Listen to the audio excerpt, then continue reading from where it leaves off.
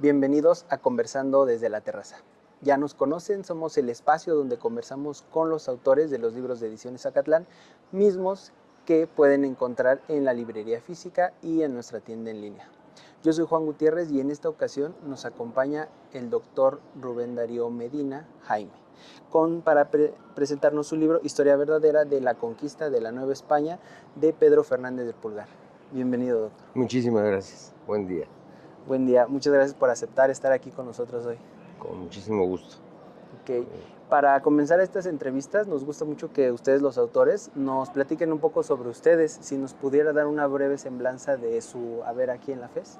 Sí, se puede resumir muy fácilmente. Okay. Pues sí. Soy antiguo profesor de la FES Zacatlán. Empecé cuando esto era en Epacatlán, hace ya varias décadas, 4 para ser preciso, un poco más. Y soy profesor de carrera de tiempo completo de la licenciatura en Lengua y Literatura Hispánicas. Concretamente imparto el área de literatura hispanoamericana, que comprende 3 materias, que es literatura colonial hispanoamericana, literatura hispanoamericana del siglo XIX y literatura hispanoamericana del siglo XX y lo que va del XXI. Cada vez son programas cada vez más inabarcables por lo extenso, sí, pero interesantísimos y muy bellos. En poquísimas palabras, claro, como profesor de tiempo completo, tengo la fortuna y la obligación de dedicar una parte de mi tiempo a trabajos de investigación. Okay. Y esos trabajos de investigación son los que han cristalizado en las ediciones de algunos textos, como este que tenemos aquí. Ok, y precisamente para empezar un poco a hablar de estos 2 tomos, ¿no? de un mismo libro, ¿qué lo lleva a usted como profesor, como doctor, a interesarse específicamente por la historia de la Nueva España, ¿no? Que sabemos que es nuestro país, pero pues mucho tiempo atrás? Como decía hace un momento, en el programa de la carrera de Letras de Lengua y Literatura Hispánicas, una materia importante, muy importante, sí, es la de la producción literaria de la Nueva España de los siglos XVI al XVIII, XVI, XVII, XVIII. Es el periodo colonial precisamente, que durante mucho tiempo se consideró muy poco importante. Okay. Hubo un eminente sabio español, por ejemplo, don Marcelino Menéndez y Pelayo, dijo que la literatura en la Nueva España había sido una especie de páramo, salvo un par de casos, y se refería concretamente a los Juanes, a Sor Juana Inés de la Cruz y a Juan Ruiz de Alarcón. Salvo ese par de casos, todo había sido una especie de desierto. Pronto se le desmintió. Alfonso Méndez Plancarte se dedicó a hacer estudios profundos de la producción literaria colonial y descubrió que había muchísimo que estaba por ahí oculto. El trabajo, desde luego, no terminó con la labor eminente de Alfonso Méndez Plancarte, sino que continuó con muchos profesionales, muchos investigadores, destacadísimos algunos de ellos, que empezaron a buscar y a encontrar, por aquí y por allá muchísimos materiales que no estaban, no solamente disponibles, sino ni siquiera conocidos, claro, por el público en general. El tema a mí se me fue haciendo familiar, el tema se me fue haciendo muy indispensable, se me pegó a la piel. Cuando hice el primer concurso de oposición en la carrera de letras, y los temas que tuve que desarrollar tenían que ver precisamente con la literatura colonial. Claro. Me empezó a interesar, desde luego no era absolutamente nuevo para mí. Estos son temas que yo había estudiado desde hacía mucho tiempo y que me habían interesado muchísimo. Pero ya después de esto me sentí muy inclinado a trabajar con este periodo y a tratar de encontrar materiales desconocidos e inéditos. Buscando aquí, buscando allá, he encontrado varias cosas y como platicábamos fuera de cámara, este material pertenece a una colección más amplia Claro. de libros que tienen que ver con la producción literaria novohispana.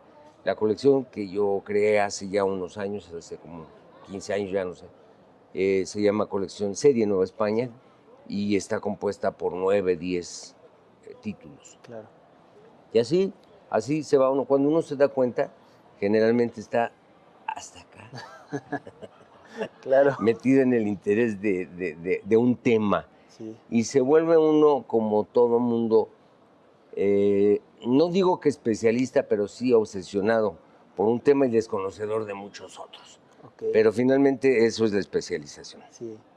Y precisamente dentro de lo que usted acaba de mencionar, de que pertenecen a una colección de los demás libros, ¿en qué momento se dio cuenta que lo que usted estaba escribiendo, o que este tema que usted estaba desarrollando, le iba a dar para tantos, ¿no? Me di cuenta cuando empecé a buscar materiales que yo sabía que podían ser útiles, que existían, que estaban resguardados en fondos reservados, en bibliotecas nacionales y extranjeras, y que eran materiales que merecían muchísimo la pena darse a conocer. Mi primer acercamiento con un proyecto PAPIT fue el de los villancicos escritos en la Nueva España, y me di cuenta de que había por aquí, por allá, en el fondo reservado de la Biblioteca Nacional de México, en el fondo de la Biblioteca de Antropología del Instituto Nacional de Antropología e Historia, materiales, desconocidos, inéditos, y algunos de ellos de un alto valor literario, Sí. Pequeñas joyas, grandes joyas, un poco de todo. Sé que hay muchísimos materiales que todavía se nos están escondiendo. Okay. Muchísimos. Sé que hay muchos fondos que están en espera de una búsqueda, de un rastreo profundo, y sé que falta mucho por hacer. Pero desde el momento en que yo advertí que había materiales, textos que no se conocían, que no estaban editados, que no estaban al alcance de nadie, casi que ni de los estudiantes ni de los especialistas, porque muchos de ellos se encuentran en fondos reservadísimos. Okay. Algunas bibliotecas particulares inclusive, algunas bibliotecas de difícil acceso, la Biblioteca Palafoxiana, por ejemplo, en Puebla, etcétera. Me empecé a dar a la tarea de buscar algunas cosas y rastreando por aquí, rastreando por allá, fui encontrando materiales. Este mismo, por ejemplo, es un material que se encuentra en la Biblioteca Nacional de España. Un manuscrito grande, más grande que un adobe, Okay. muy grande, muy gordo, con una letra bastante difícil, muy extenso, escrito por el que fue cronista de Indias, que sustituyó en ese puesto a un eminente historiador, a Antonio de Solís, el autor de la Historia de la Conquista de México. Okay. Este señor, pues un poco asumiendo la responsabilidad de mejorar el trabajo historiográfico de su antecesor, se puso a escribir un libro que por su nombre mismo tiene marcada la tendencia. Se entiende cuando le pone Historia verdadera de la conquista de la Nueva España, que lo que quiere es enmendarle la plana, ni más ni menos que al propio Bernal Díaz del Castillo. Okay. No lo logra. Sí. Dista mucho de lograrlo. Las capacidades narrativas de Bernal, la memoria de Bernal, el conocimiento directo de los acontecimientos de Bernal, hacen que sea, desde mi punto de vista, insuperable. Okay. Él lo intenta. Toma, además, trocitos y enormes partes de otros textos. saquea en gran medida, por ejemplo, la monarquía indiana de Torquemada. Toma de aquí y de allá muchas cosas, pero finalmente resulta un texto que parece interesante y que me parecía que debía estar al alcance y al conocimiento de todos los mexicanos, porque finalmente se trata de una versión distinta de nuestra conquista, Claro. de nuestra historia.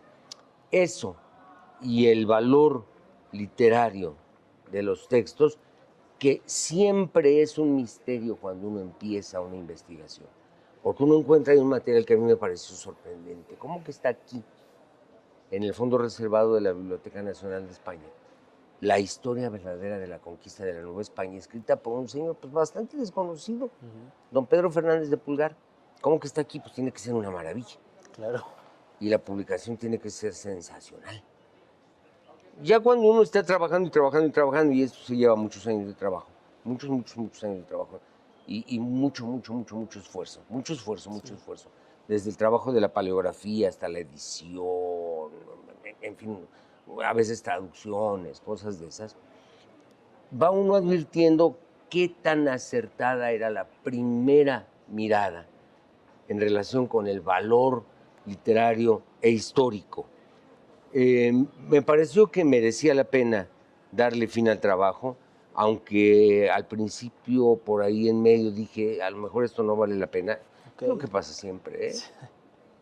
Estoy seguro de que a cualquier pintor a medio lienzo le dan ganas de, y lo hace muchas veces, de enmendar los trazos. Aquí no hay posibilidad de enmienda, uno publica lo que hacen los demás y lo único que hace es abonar un poquito con un estudio, abonar un poquito con aclaraciones, con otras aclarativas, etcétera. Y con dejarlo, pues, legible, en mi caso concretamente, sobre todo para los estudiantes. Creo que a los especialistas les puede ser interesante, pero mi objetivo principal son los estudiantes. Okay. Con que los jóvenes alumnos echen un ojito a estos materiales, con eso está satisfecha mi labor. Ok, y dentro de todo esto que nos acaba de comentar, que está Bernal Díaz del Castillo, que hay otros más que son cronistas, que están especializados en este tema, ¿hubo algo en particular, digo, aparte de lo que ya nos mencionó, de que encontró este texto, ¿no? Gigante, antiguo, que le parecía maravilloso, algún motivo en particular por el cual usted dijo, Pedro Fernández de Pulgar, un tanto desconocido, es necesario que se conozca? Sí. Pedro Fernández de Pulgar tiene muchos manuscritos, ¿eh? Okay. Tiene muchos manuscritos. Algunos igualmente grandes. Era un escritor productivo. Sí. Era un escritor ambicioso en el sentido de que tenía muchísimas ganas de destacar. Era un escritor no del todo desconocido en el mundillo de los escritores hispano-mexicanos, y eso me pareció que era un timbre más de interés para publicarlo, para darlo a conocer. Era, por ejemplo, bastante conocido de un sabio mexicano, Góngora. Era conocido de Carlos de Sigüenza y Góngora, un sabio mexicano, personaje muy especial y controvertido inclusive, pero un sabio, un auténtico sabio. Algunas de los folios, manuscritos de este material están hechos por la mano de don Carlos de Sigüenza y Góngora. Entonces, todo eso me pareció que hacían que el escritor, que Pedro Fernández de Pulgar, resultara un personaje que debemos conocer los mexicanos. Claro. Eso es. Ok, y dentro de lo que usted acaba de mencionar, un poco de la elaboración que le tomó, como lo acaba de mencionar, muchísimos años, ¿no? La paleografía, la edición, las notas, me parece algo muy curioso porque sí sí, usted sí escribe bastantes notas dentro de estos tomos, ¿no? Pero también hace mención que es decisión del lector si tomarlas o no en cuenta, ¿no? Pero me gustaría saber desde su punto de vista tal vez no indispensable, pero qué tan importante sería que nosotros como lectores nos diéramos a la tarea de revisar esas notas. Yo creo que lo es, lo Ujú. es, sí, es muy importante, es muy importante. Eh, y la importancia se advierte en la medida de la necesidad. Es decir, cuando alguien puede leer, y esto lo hacen los grandes sabios seguramente, cuando alguien puede leer y entender sin necesidad de ningún tipo de explicación, pues tiene todo el derecho de leer de corrido y sin ningún Sí, comentario claro. al margen. Me parece, sin embargo, que la anotación es una labor de gran importancia que si se observa con interés y se observa a fondo, puede resultar enriquecedora. Voy a poner un ejemplo que me parece de lo más esclarecedor. Ujú. Uno no necesita notas para leer ni para comprender el Quijote, Ok. pero hay ediciones anotadas, la de Francisco Rodríguez Marín, por ejemplo, que son una verdadera delicia. Las notas en sí mismas son una verdadera delicia, que viene a contribuir al valor que no necesita ningún tipo de ponderación de la novela de Cervantes. Entonces, a mí me parece que la labor del editor no debe consistir únicamente en poner en claro lo que de otra manera sería muy difícil. Hay páginas manuscritas de este material, por ejemplo, he trabajado con otros manuscritos que son verdaderos galimatías Ok. y que le llevan de verdad a uno un trabajo muy pesado, porque a veces una palabra le puede llevar a uno, bueno, a mí, quizás hay personas más hábiles para eso, pero le puede llevar a uno medias horas, un par de horas para poder descifrarla con lupa. Estoy hablando sin metáforas, con lupa Sí, auténticamente, con todo lo que sea posible. Uno necesita mucho tiempo para decir, ¿qué dice aquí? ¿Qué dice aquí? ¿Qué dice aquí? Ese trabajo está simplificado para el lector de una edición como esta. Claro, detrás, insisto, hay muchas horas y eso valdría la pena, pero creo yo que no es suficiente con que uno haga la transcripción, es decir, la paleografía, que puede ser muy complicada y puede ser ya en sí misma, desde mi punto de sí, vista, muy valiosa. Desde mi definitivo. punto de vista me parece que ya es muy valiosa. Pero si uno encima puede tratar de intuir cuáles son las partes, los aspectos de una obra que ameritarían una anotación, un comentario, una aclaración. Y puede uno complementar, me parece que todos salimos ganando. Ok, claro. Por eso creo que las ediciones anotadas, las ediciones comentadas, al margen del término tan polémico para quienes nos dedicamos a esto, de ecdótica y de edición crítica, al margen de eso, mi propuesta de edición anotada es esta. Una edición que simplifique realmente el material de otra manera, para algunos, sobre todo para los estudiantes, para los jóvenes estudiantes, incomprensible, y que le permita la lectura y el conocimiento en partes o a cabalidad, en su totalidad, de manera mucho más sencilla. Claro. Y digo, aporta también desde todo ese trabajo que le costó, me imagino, ¿no? Que es como como si usted se diera un tanto un permiso, ¿no? De decir, me merece esto ciertas anotaciones, ¿no? Sobre todo si a usted le costó trabajo, me imagino que a nosotros como lectores, pues habrá cosas que sí necesitemos, ¿no? Que se nos explique, ¿no? Sí, sí, sí, sí. Sí, detrás de esta edición hay un arduo trabajo de investigación, hay que decirlo.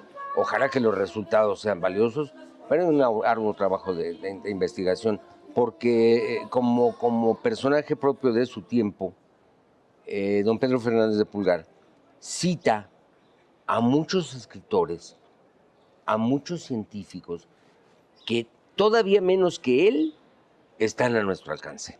Ok.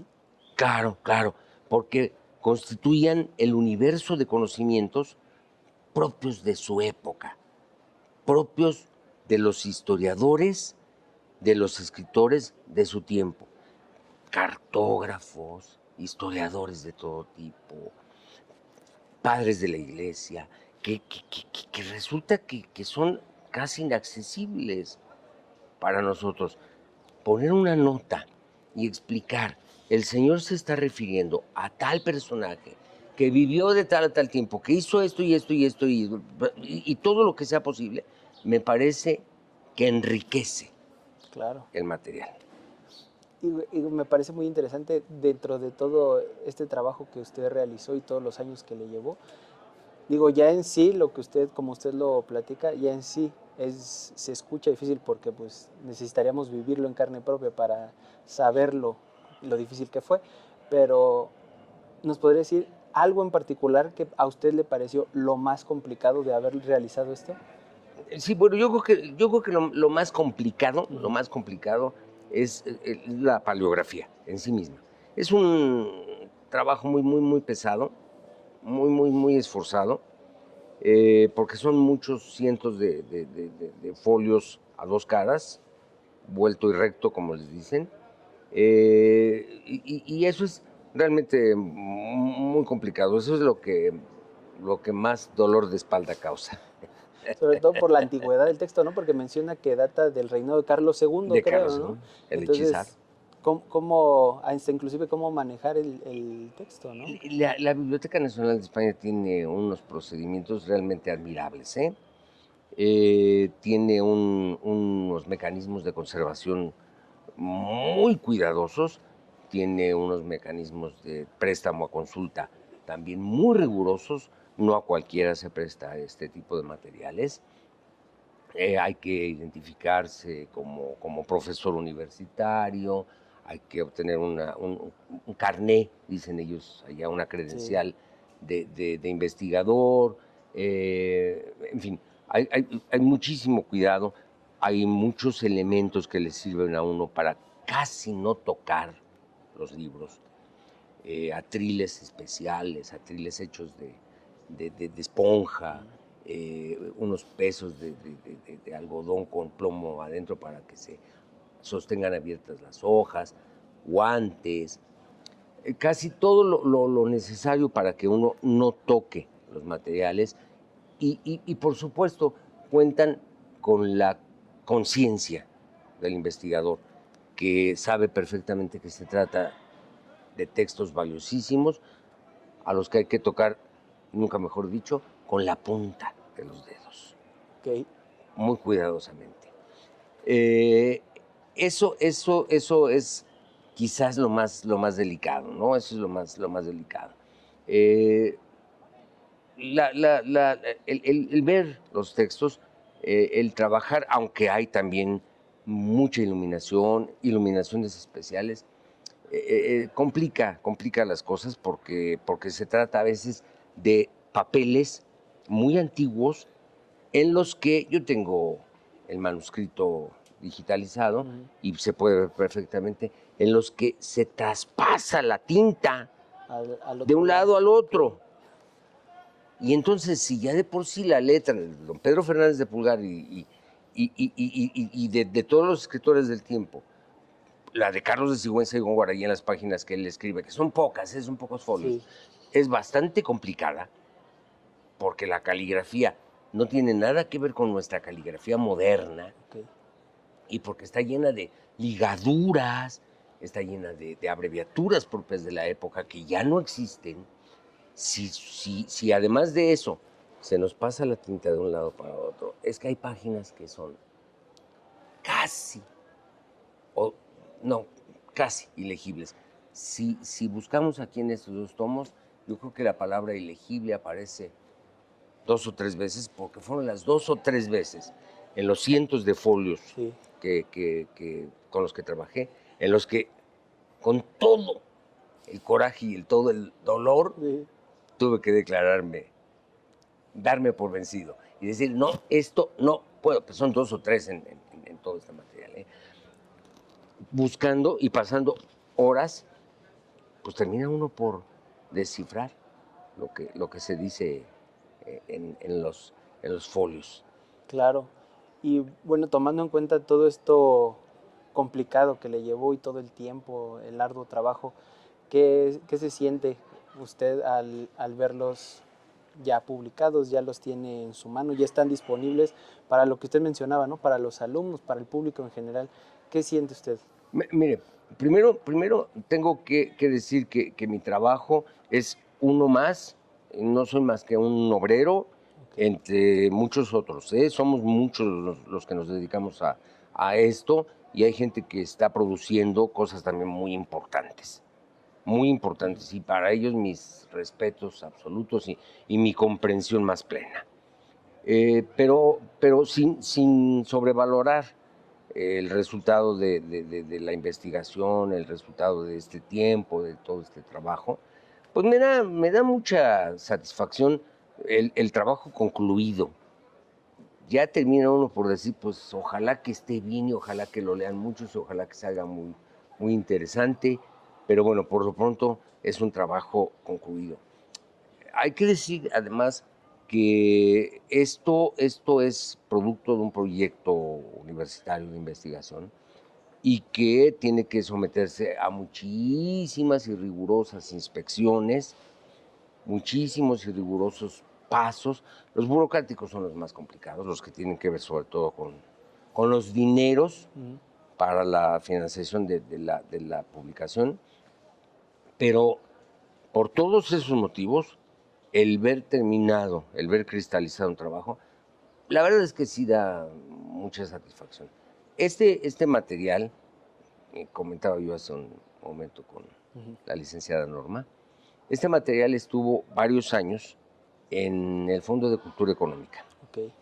Estaba en lista de espera para publicarse en el Fondo de Cultura Económica, pero el editor que se encargaba de esto, con los cambios que sufrió el Fondo de Cultura Económica, dejó de estar. En ese momento retiré mi material, me di mucha prisa y alcanzó a aparecer todavía en 2018. Pero digo, de todas maneras a mí me da muchísimo orgullo que sean textos que tienen el pie de imprenta y el escudo de nuestra universidad. Me parece un logro sin que quiera decir yo que es superior a lo que hacen los demás. De ninguna manera no es esa mi intención, claro. Pero como sé, es un logro. Ok, y bueno, también voy a tomar un poco de lo que usted mencionaba, ¿no? Dio un ejemplo sobre los pintores que luego dejan a la mitad, que inclusive a usted le pasó, ¿no? Tal vez lo voy a dejar ahí y no continúo, ¿no? Desde su lugar que ya tiene, no nada más estos 2 tomos, sino toda la serie de libros que ya tiene, ¿algún consejo que les pudiera dar tanto a los universitarios como a los que ya egresaron, a la comunidad que nos ve en este programa? ¿Algún consejo que usted les pudiera dar para que afronten esa situación? Sí, yo creo que el mejor consejo es el de la persistencia. Lo que uno hace puede no ser lo más importante que se produzca, pero siempre la persistencia es una buena compañera. Aun cuando al final diga uno, resultó menos valioso de lo que yo esperaba, no es el caso, porque pude descubrir qué pretendía el escritor, qué escribió él por su cuenta, ¿Qué escribió tomando en cuenta lo que había leído de otros? Voy a usar un término que ya está registrado por el diccionario, Ok. que se fusiló, el diccionario de la Real Academia de la Lengua Española lo registra, Sí. ¿qué copió? ¿Qué plagió? Aunque el término no era propio de la época, Claro. el término plagio es propio de nuestra era moderna, pero ¿qué plagió de otros escritores? Porque no les da el crédito, ni usa comillas, no usa jamás. En el manuscrito no existe el equivalente a unas comillas. A veces sí hay un... Cortés dice, y bueno, pues eso es fácil porque uno busca la carta relativa, la carta de relación de Cortés y encuentra la cita es esta. Pero hay otras ocasiones en que no lo dice. Y otras ocasiones en que, desde mi punto de vista, con un poco de maña, va y plagia grandes partes. De la monarquía indiana es del que más, pero de otros textos también. Creo que hay que valorarlo en su momento y no hacerlo un pecador. Pero bueno, me parece que el consejo principal es la persistencia. Creo que no hay de otra. No importa que uno esté en el centro de Madrid y a los lados esté la fiesta, porque esa es la verdad. Sí. No importa que uno sepa que allá afuera hay una buena comida y hay un buen paseo y a veces está la familia esperando para que uno salga. Eso sí es un sacrificio grande, el tener que quitarles ese tiempo, a veces, muchas veces, de vacaciones a la familia, pero creo que el trabajo intelectual es como el atletismo, sumamente celoso. Deja uno de entrenar, decía, por Dios, Rudolf Nureyev, decía, si tú dejas de entrenar un día, si tú dejas de ensayar un día, al día siguiente te vas a dar cuenta tú. Si tú dejas de ensayar 2 días, al día siguiente se van a dar cuenta tú y tu profesor, tu maestro de danza. Si dejas de ensayar 3 días, al día siguiente se van a dar cuenta todos. Okay. Hay que ensayar todos los días. Y aquí, igual que en el atletismo, igual que en el arte, hay que practicarlo todos los días sin dejarse vencer por el cansancio, ni las tentaciones. Pues muchas gracias. De verdad es un consejo muy valioso que creo que todos van a tomar en cuenta, todos los que nos ven. ¿Alguna otra cosa que usted quisiera agregar? Solamente agradecerles a ustedes la invitación. Estoy encantado de estar aquí. Espero que algún día podamos continuar la charla con este tema o con algún otro tema, porque el lugar me parece delicioso y la conversación encantadora. Muchas gracias y estaremos gustosos de tenerlo aquí de nuevo. Muchísimas gracias. Muchas gracias por haber estado con nosotros en una emisión más de Conversando desde la Terraza. Recuerden que el libro del doctor Darío es la historia verdadera de la conquista de la Nueva España de Pedro Fernández del Pulgar. Ya lo pueden encontrar en librería física y en tienda en línea. Por favor, recuerden seguirnos en todas nuestras redes sociales que estarán apareciendo en este momento.